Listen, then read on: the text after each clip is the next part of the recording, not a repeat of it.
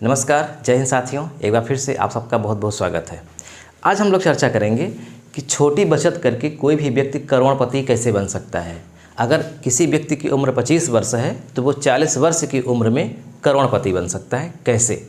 Mutual fund में जो SIP होता है, सिस्टमेटिक इन्वेस्टमेंट प्लान, इसके तहत कोई भी व्यक्ति करोड़पति बन सकता है। करोड़पति बनने का मतलब 1 करोड़ का रिटर्न उसको मिल सकता है, इससे भी ज़्यादा रिटर्न मिल सकता है। तो क्या है प्रक्रिया, इस वीडियो में हम डिस्कस करेंगे। तो वीडियो को पूरा देखिएगा, स्किप मत करिएगा। देखिए, आप लोगों ने नाम सुना होगा म्यूचुअल फंड का।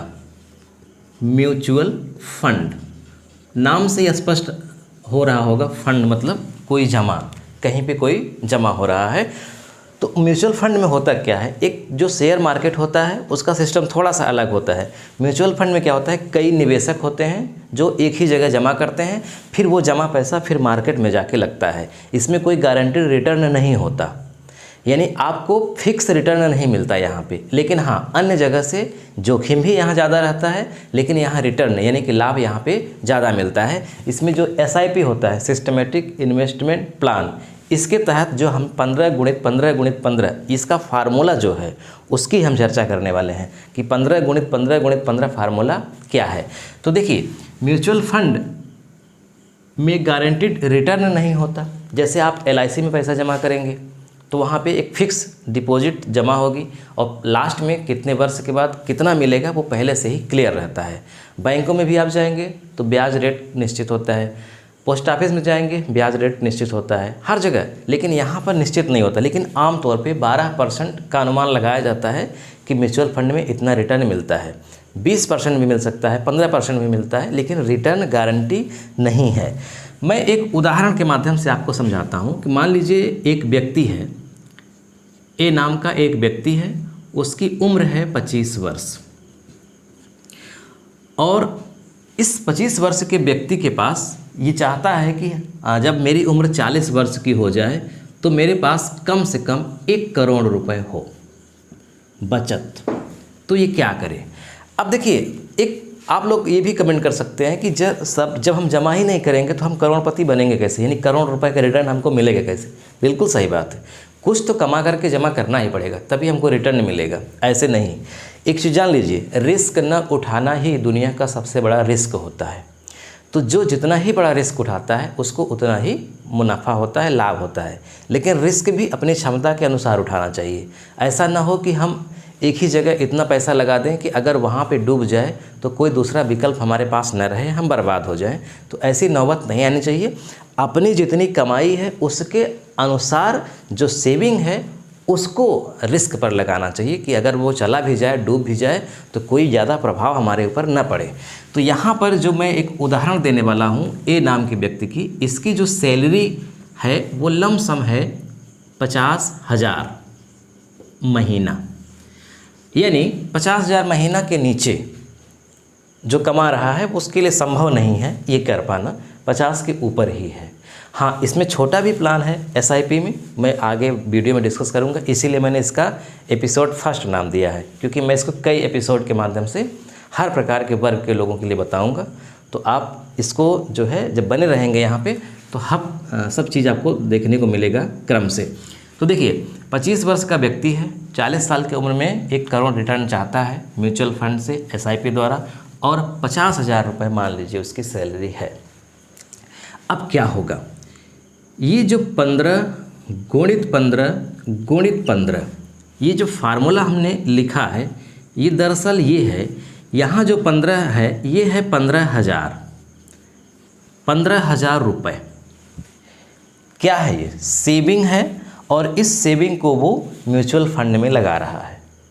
क्योंकि बचत लास्ट में क्या होती है, वो इन्वेस्टमेंट कहलाती है, यानी उसे हम इन्वेस्ट करेंगे कहीं ना कहीं, क्योंकि ऐसे ही बचत करके छोड़ देंगे तो कोई मतलब नहीं है उसका, तो उसको लगाना है कहीं ना कहीं।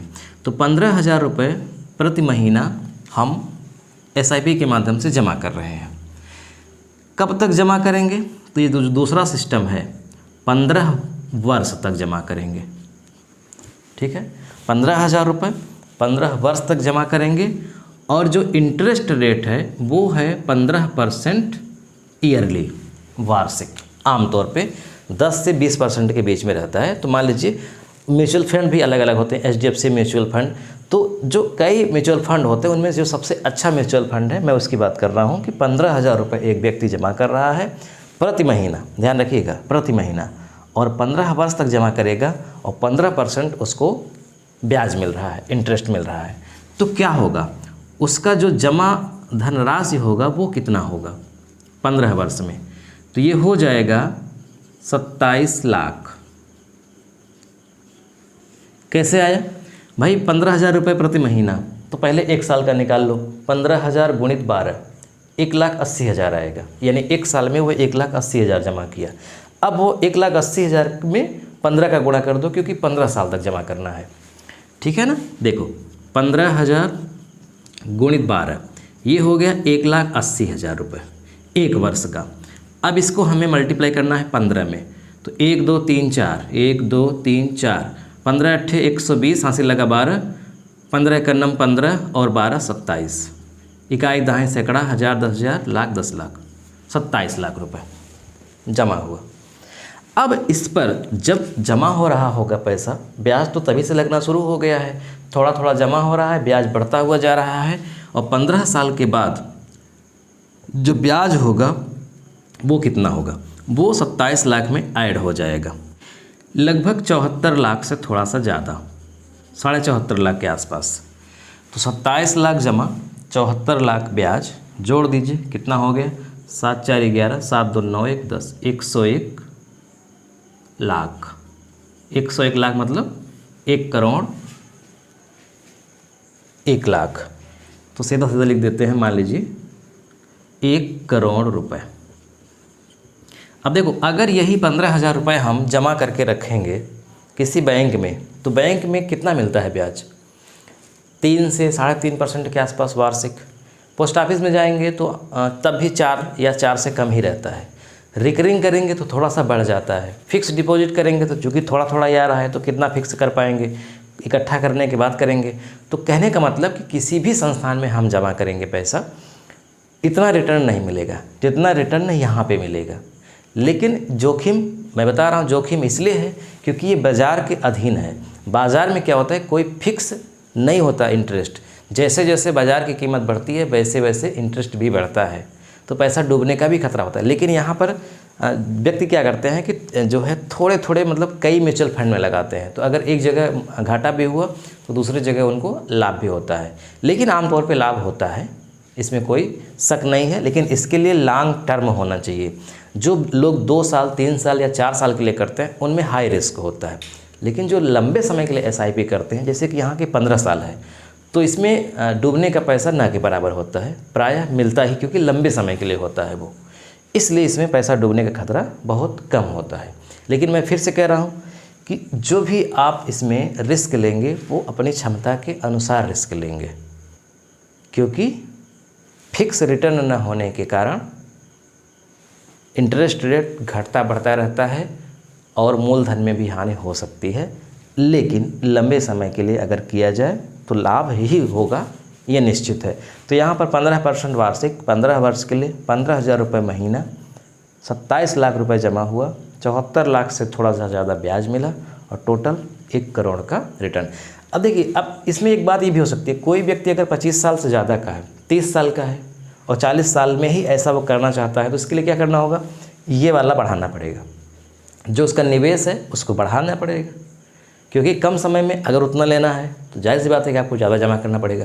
अगर कोई व्यक्ति 20 साल का है तो इससे भी कम वो करेगा तब भी। अच्छा, ज़रूरी नहीं है 40 साल, 30 साल भी हो सकता है, 35, ये तो 15 एक औसत अनुमान मैंने रखा है ना। 10 साल के लिए भी हो सकता है, 12 साल के लिए भी, 15 20 साल के लिए भी हो सकता है। यहाँ पर 18 वर्ष से कम उम्र का व्यक्ति नहीं होना चाहिए ना, 18 से ऊपर ही होना चाहिए।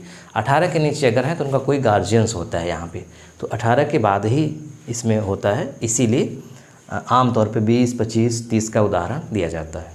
ठीक है, तो आज के वीडियो में बस इतना ही। आप अगर पहली बार देख रहे हैं, चैनल को सब्सक्राइब नहीं किए हैं तो कर लीजिए, घंटी भी चालू कर लीजिए, क्योंकि जो मैंने नया सीरीज़ शुरू किया है आज ये पहला एपिसोड है। आपको प्लेलिस्ट में मिल जाएगा, लिखा हुआ है पैसा कमाने के तरीके, इस नाम से एक प्लेलिस्ट बनी है, उस पर ये पहला वीडियो आज हमने शूट किया है।